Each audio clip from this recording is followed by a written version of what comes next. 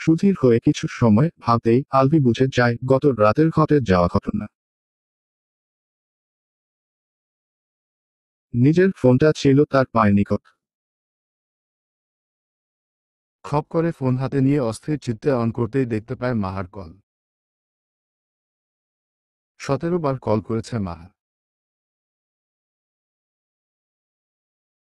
আলভি উঠে দাঁড়িয়ে ফোন করতে যাবে তখনই চোখ পড়ে তার সামনে চেয়ারে বসে থাকা জারার পানে।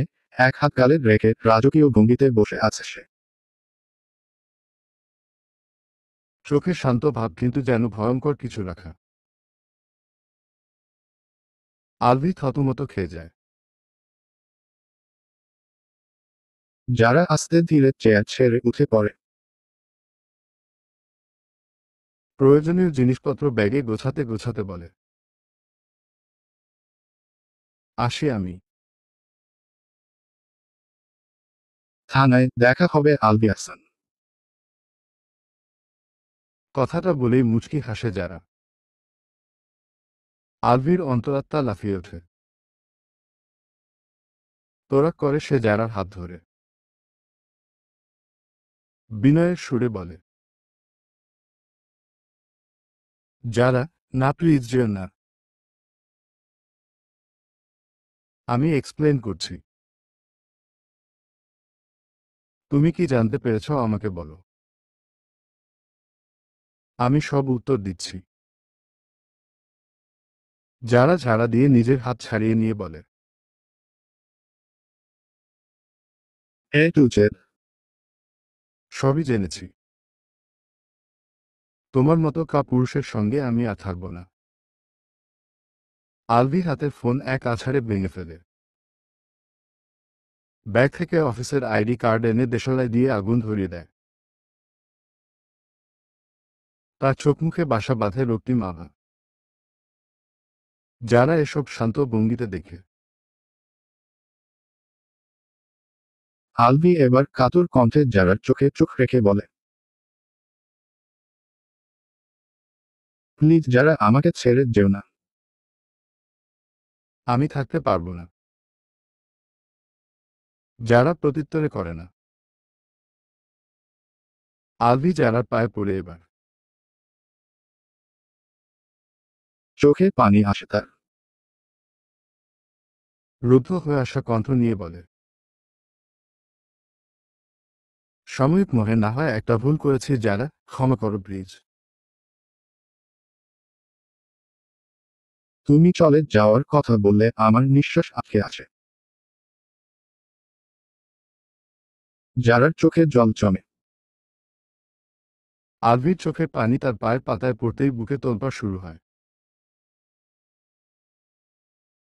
আলভি কথা দেয় সে দ্বিতীয়বার এমন ভুল করবে না।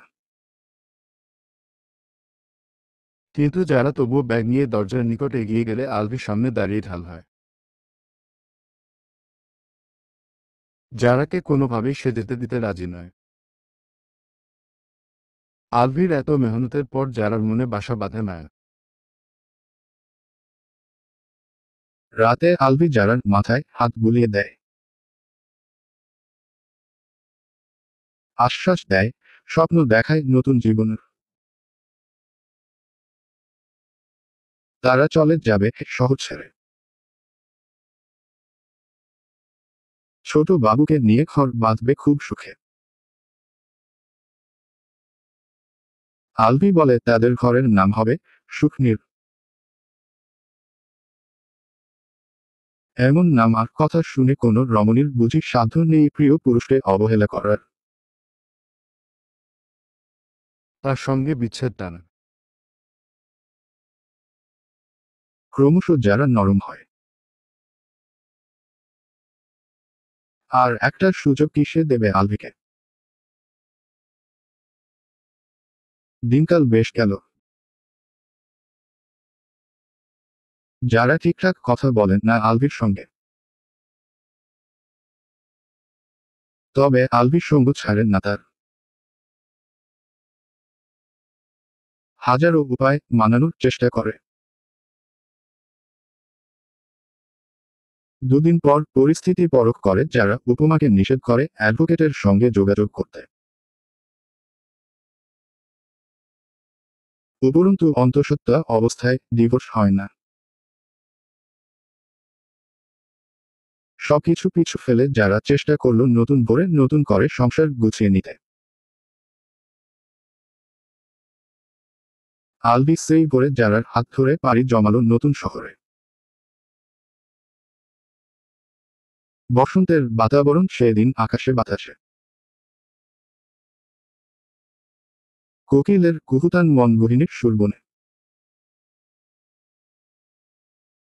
আলভি যারাকে নিয়ে চলে আসে মফস্বলে। বলে এটা তার নিজ গ্রাম। আলভি এতিম হওয়ার তার বাবা ছিল না। আছে শুধু মাটি, ভিটা। সেই ভিটাতে পুরনো এক বাড়ি। বাড়ির পেছনে প্রায় দীর্ঘ এক জঙ্গলের পথ। শেয়ালের ডাক নিশিকে করে ভুতুড়ে। শুনশান নীরব এই বাড়িতে যারা প্রথম রাতে আলভি তাকে চাঁদ দেখাতে নিয়ে যায় বাড়ির উঠোনে। হাত ধরে হাঁটতে হাঁটতে তারা পৌঁছে যায় অজানা কোনো জায়গায়। একটা সময় আলভি স্থির হয়। যারা চোখে চোখ আর কপলে দুহাত রেখে গাঢ় কণ্ঠে বলে, তুমি অনেক সুন্দর যারা। অদ্ভুত সে সুর। যারা কেন জানি না কেঁপে ওঠে বক্ষ। সাদা শার্ট গায়ে জড়ানে আলভির মুখের অভিব্যক্তি তাকে দেখতে দেয় না নিষ্ঠুর নিশি। যারা আলভিকে বুকের সবটুকু ভালোবাসা নিয়ে বলে, জানো আলভি,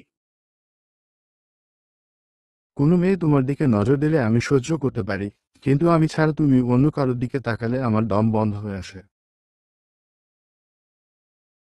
আমি মৃত্যু যন্ত্রণাকে অনুভব করি। ম্লান জ্যোৎস্নার আলো ছুঁয়েছিল যারার বদন। কি মোহনীয় সে রূপ! কতটা মায়াবী এই নারী! কিন্তু আফসোস, তার প্রিয় পুরুষের মনে এতটুকু মায়া হল না, এতটুকু দাগ কাটতে পারল না। যারার বিশ্বাস পায় পিষে সে শক্ত লাঠি দিয়ে আঘাত করার ইশারা করে মাহাকে। পেছনে থেকে মাহা তৎক্ষণাৎ আঘাত করে। যারা যেন অবাক হয়। তার কল্পনাতে ছিল না এর দৃশ্য। মাথার পেছনে হাত রাখতেই ভেজা কিছু অনুভব হয়। সে বিস্ময় নিয়ে তাকিয়ে থাকে আধারের মাঝে আলভির পানে। আলভি তাকে ছেড়ে শক্ত করে হাত ধরে মাহার। বলে, মাত্র জীবন শুরু করছি যারা। এভাবে নষ্ট করার প্ল্যান না করলেও পারতে।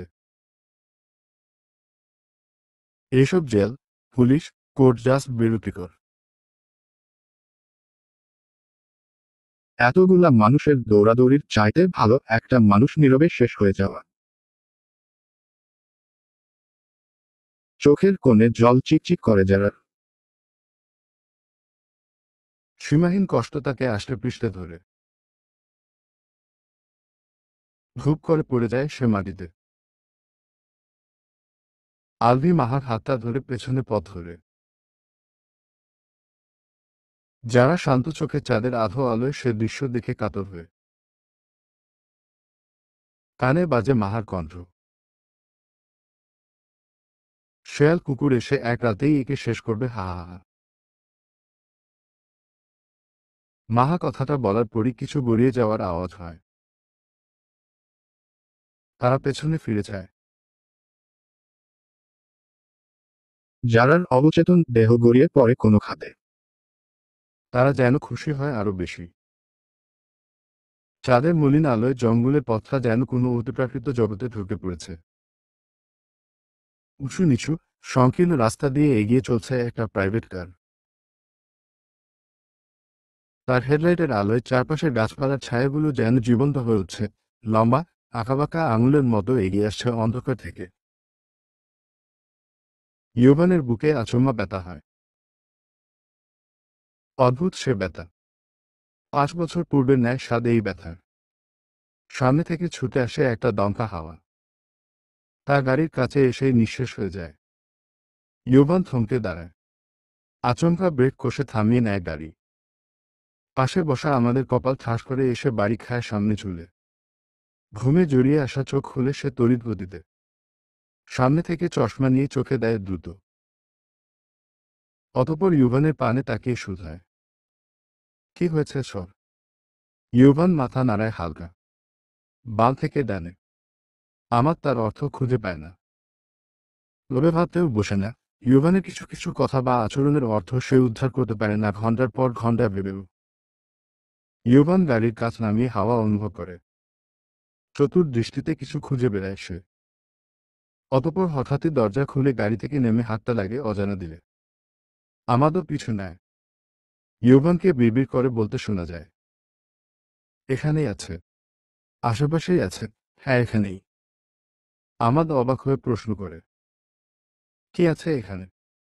ইউভান আলতো করে হাত রেখে বলে, আমার হৃদয়ের একাংশ।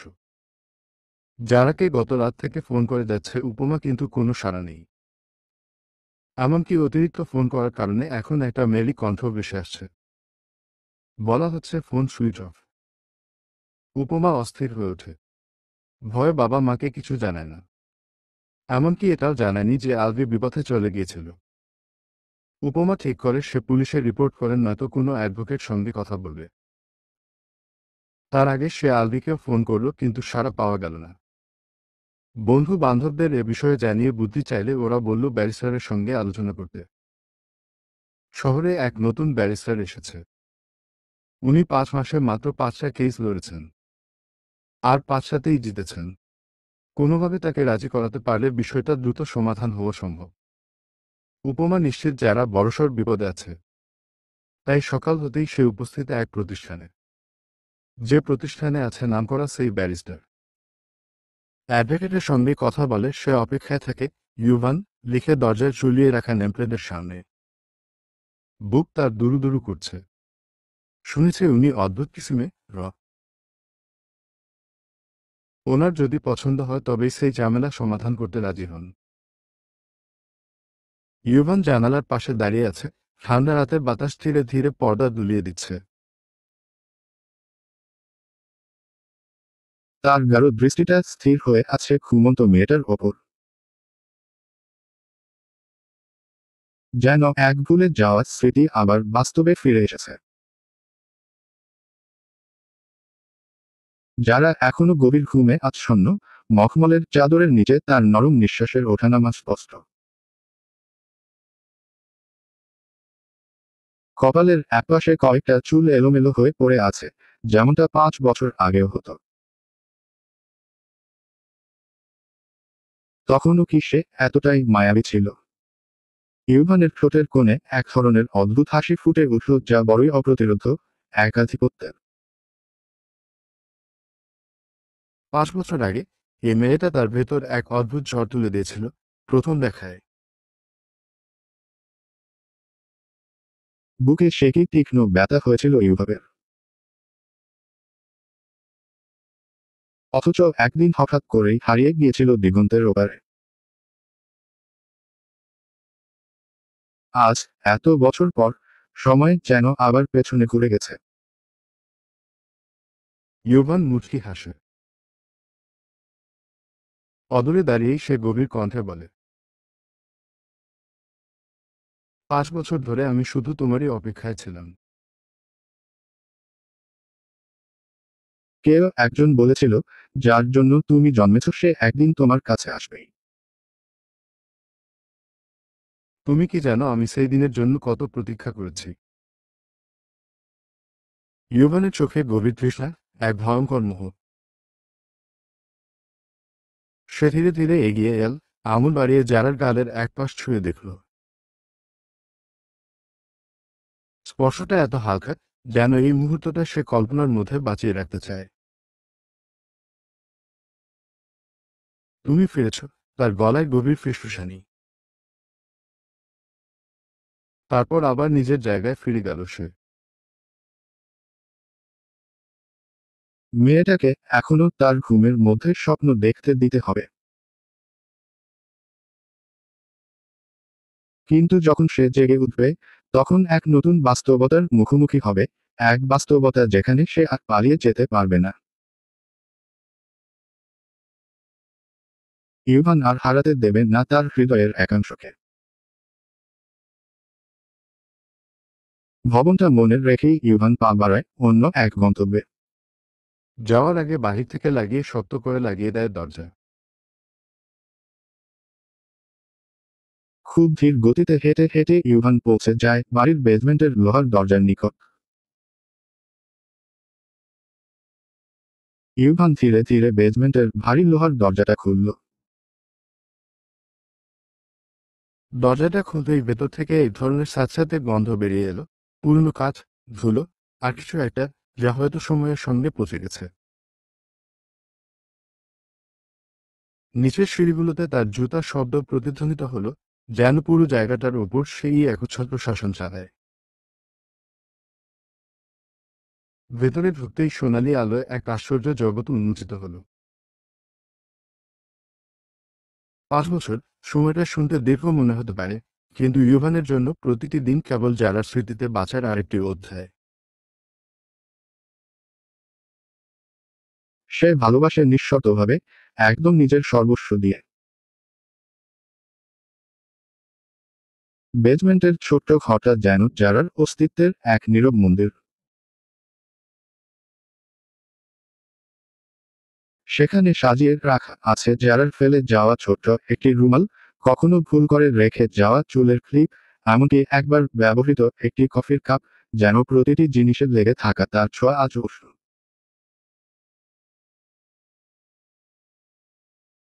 একটা দেয়ালে যত্ন করে রাখা যারার হাতে লেখা নোট, যেখানে কোনো এক ক্লাসের ফাঁকে অগোছালো হস্তাক্ষরে লেখা ছিল কিছু শব্দ, হয়তো তখন তা ছিল সামান্য, কিন্তু ইউভানের জন্য সেটাই এক অমূল্য ধন। এই বেসমেন্ট শুধু চার দেয়ালের মধ্যে আবদ্ধ একটা জায়গা নয়। এটা ইউভানের হৃদয়ের সেই কুঠুরি, যেখানে সে যারাকে ভালোবাসার নিঃশব্দ প্রতিজ্ঞা বেঁধে রেখেছে। যারা হয়তো জানে না, কিন্তু তার অস্তিত্বের প্রতিটি ছাপি ইউভান নিজের আত্মার অংশ করে নিয়েছে, এক নিষ্ঠাবান আরাধকের মতো। বেজমেন্টের দেয়ালে থাকা একটা শেলফে রাখা আছে পুরনো লাল স্কার্ফ, যারার একসময়কার প্রিয় ছিল। কিন্তু রাগের মাথায় সেটা ছুঁড়ে ফেলেছিল। স্কার্ফের এক পাশে এখনো ছেঁড়া।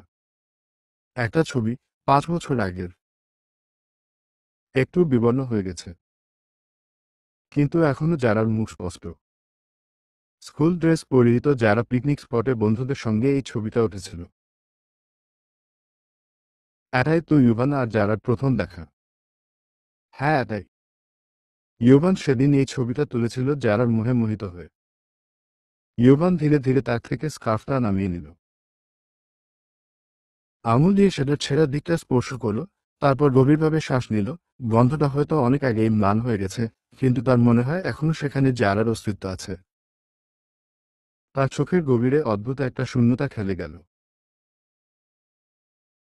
তুমি যা ফেলেছিলে, আমি কিছুই হারাতে দিইনি, যারা, সে ফিসফিস করে বলল। এরপরই ঘরময় চোখ বুলালো। বড্ড এলোমেলো এ ঘর।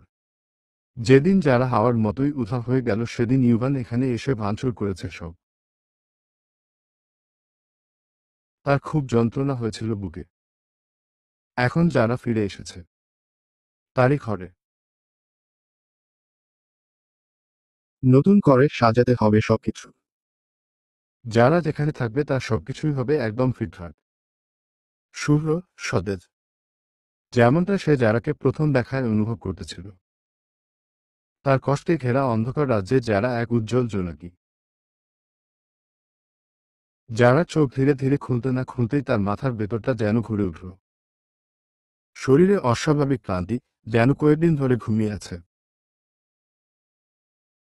ধাতস্থ হতে কয়েক মুহূর্ত লেগে গেল। চারপাশে চোখ বোলাতেই তার নিঃশ্বাস আটকে এল। শেষ হয়ে আছে এক অদ্ভুত সুন্দর ঘরে। চারদিকে গভীর নীল আর সোনালি অ্যাকসেন্টের খাঁটি কাঠের আসবাব, প্রতিটাই রাজকীয় কারুকার্যে মোড়া। দেয়ালে ঝুলছে দামি শিল্পকর্ম, শীতল বাতাস ছড়িয়ে দিচ্ছে সুগন্ধি মোমবাতির হালকা সুবাস। রুমের একপাশে বিশাল জানালা, বাইরে রাতের অন্ধকারে গাঢ় সবুজ গাছের সারি রহস্যময় ভাবে দুলছে। যারার মনে পড়ে গেল শেষ দৃশ্য, একটা ঘন জঙ্গল, ঠান্ডা বাতাস আর আলভি।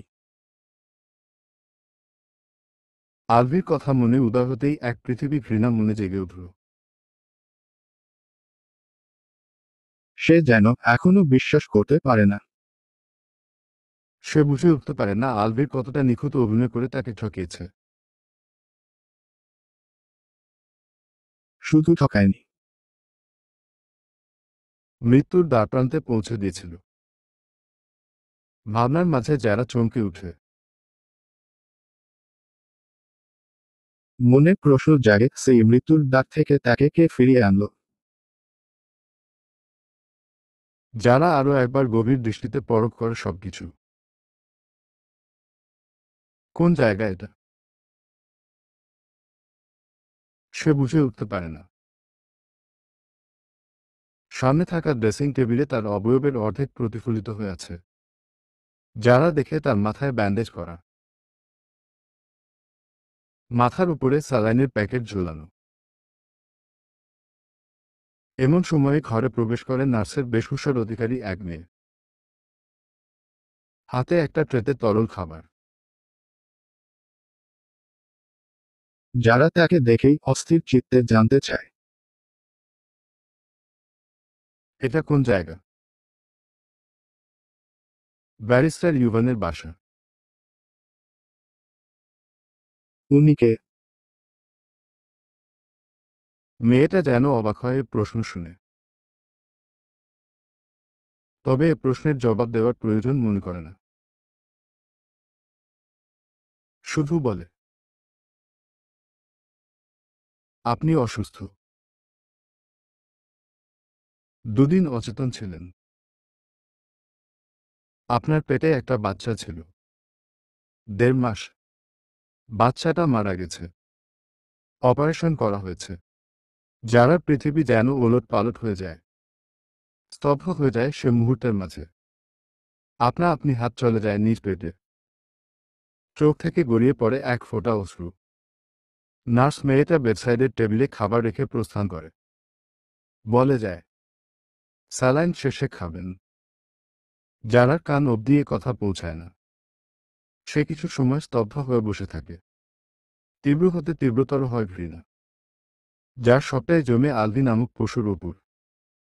যারা বুঝতে পারে জীবনে অনেক ভুল হয়, কিন্তু আলভিকে ভালোবাসাটা ছিল তার সবচেয়ে বড় ভুল। একটা এমন ভুল যা কেবল হৃদয় নয়, পুরো অস্তিত্বকেই ভেঙে চুরমার করে দিয়েছে। বিশ্বাসের বিনিময়ে প্রতারণা আর ভালোবাসার বদলে আঘাত পাওয়ার পর সে উপলব্ধি করে যে আলভির প্রতি তার অনুভূতিগুলো আসলে নিজের সর্বনাশের পথে প্রথম পদক্ষেপ ছিল। উপমা দ্বিতীয়বারের মতো ইউভানের সঙ্গে দেখা করতে এলো। আগের দিন তাকে পায়নি, তাই আবার এসেছে সে। অফিসের বাইরের চেয়ারে বসতেই মিনিট 5 পর ইউভানের অ্যাসিস্ট্যান্ট আমাদের এসে জানায়, স্যার এখন কোনো কেস লড়বেন না, আপনি অন্য কোথাও যান। উপমা আমাদের পানে ব্রু কুঁচকে তাকিয়ে থাকে। একগুঁয়ে মেয়েটা আমাকে উপেক্ষা করে। দৃঢ় পায়ে এগিয়ে গিয়ে দরজা ঠেলে ঢুকে পড়ে রুমে। ভেতর ঢুকতেই দেখা পায় সে ভারী কাঠের ডেস্কের ওপরে চেয়ারে বসে থাকা ব্যারিস্টারের। উপমা টেবিলে হালকা করে দুটো থাপ্পড় দেয়। চেয়ার ঘুরিয়ে বসে থাকা ব্যারিস্টার মুখোমুখি হয় উপমা। উপমা খেয়াল করে দেখে, গভীর দৃষ্টি, শার্ট চেহারা, পরিপাটি একজন যুবক। পরনে কালো শার্ট।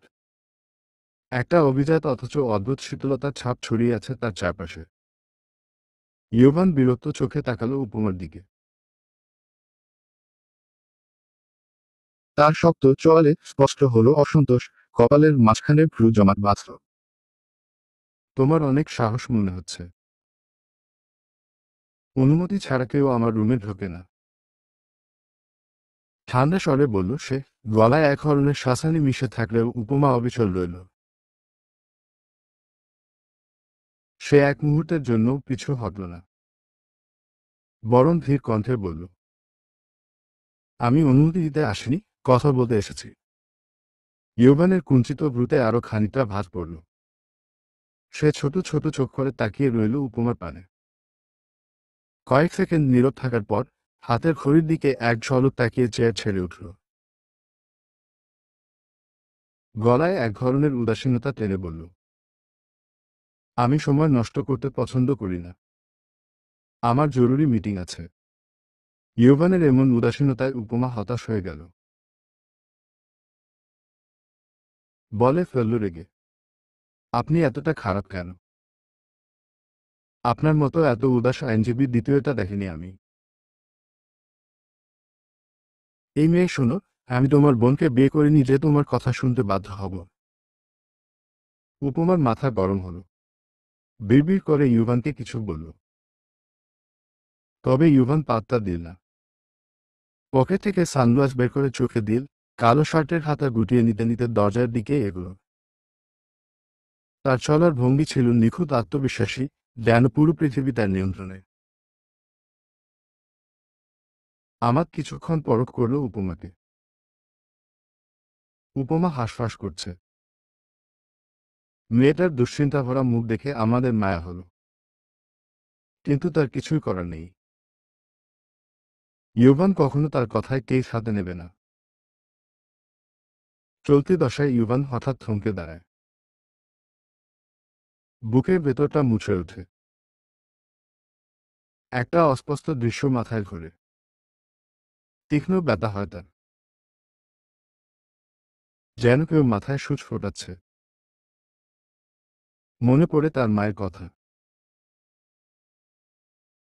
ভয় হয় তৎক্ষণাৎ। মিসিং হওয়া থেকে মার্ডার। ইউভান পেছনে ঘোরে। তার এবার মনে হয় সে কেসটা হাতে নেবে। দ্বিতীয় কোনো নারীর প্রাণ সংশয় না হোক তার মায়ের মতো। পৃথিবী থেকে আরো একটা নারী হারিয়ে না যাক। এমনটা মনে করেই সে আমাকে ইশারায় বলে মেয়েটার থেকে সবকিছু বিস্তারিত শুনতে। সে মিটিং শেষ করে ফিরছে। আমার প্রথমবারের মতো ইউভানের উপর খুশি হয়। মনে হয় তার ইউভান ততটাও খারাপ না। যারার মাথাটা এখনো ভারী লাগছে। রাতের পর সকালে ঘুম ভাঙার পরও পুরোপুরি জেগে উঠতে পারেনি। গা হাত পা ব্যথায় জর্জরিত। যারা আজ একটু সুস্থতা অনুভব করে। সবসময় তার পাশে থেকেছে নার্স।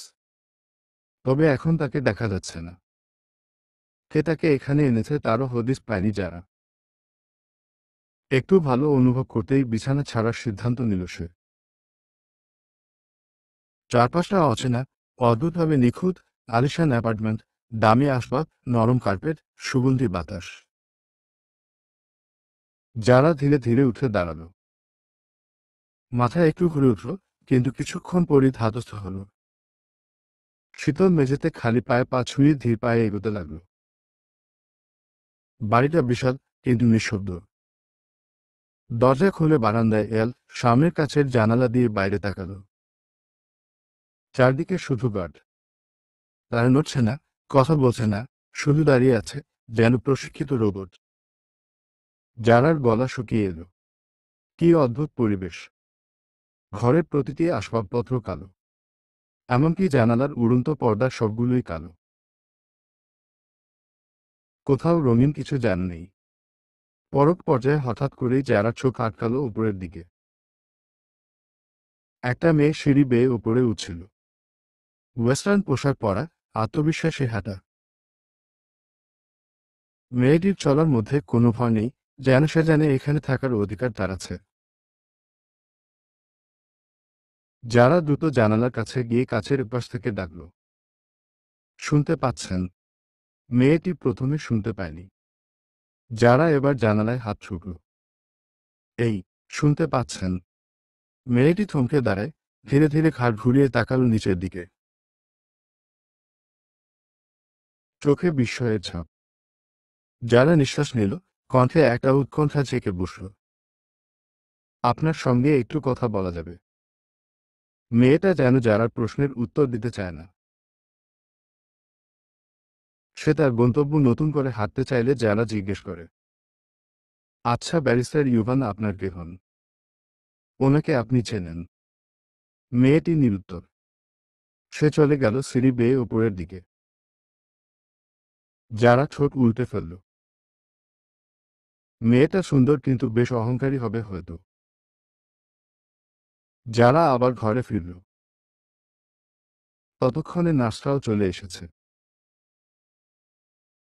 যারা নার্সকে অনুরোধ করে বলে তার ফোনটা কিছু সময়ের জন্য যারা নিতে চায়। নার্স দ্বিমত করে না।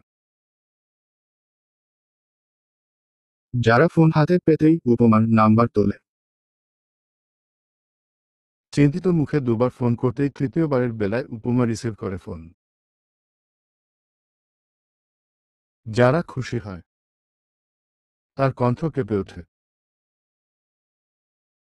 ওপাশে উপমা বোনের কণ্ঠ শুনে কিছুটা স্বস্তি পায়। তার মনের এলোমেলো চিন্তা দূর হয়। তবে পরক্ষণেই আবার ভড়কে যায় সে যারার মুখে সব শুনে। বড্ড রাগ হয় তার।